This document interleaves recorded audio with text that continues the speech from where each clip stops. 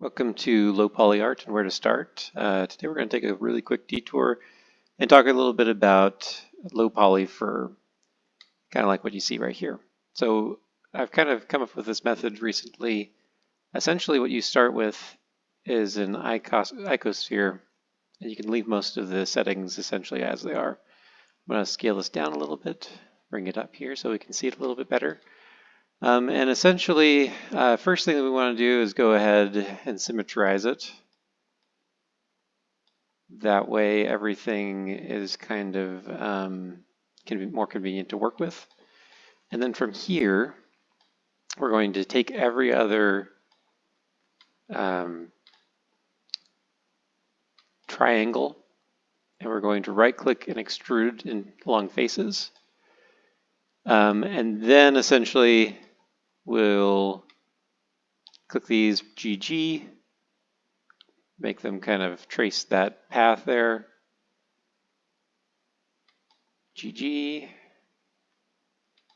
GG, and then select all with A, M for merge by distance.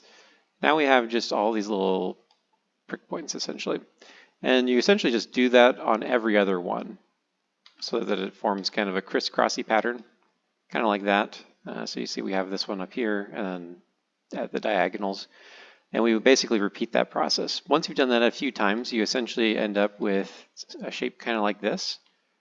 And we're going to just kind of, I'll delete this for now, I don't really need it.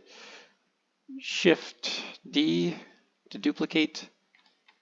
And then you essentially decide, you know, what angle do you need it to be in order to get it just where you need it. So I'm going to put it over here, maybe along kind of this area. And then from there you can go back into your sculpt mode and just kind of start pulling things as you need it to be. So that's one way. If you don't want to pull it necessarily, you can also just select vertices and kind of pull them down. I like to kind of groom them essentially in the direction that they're going.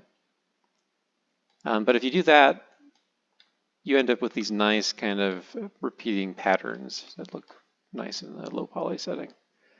So hopefully that's been helpful to you. Thanks.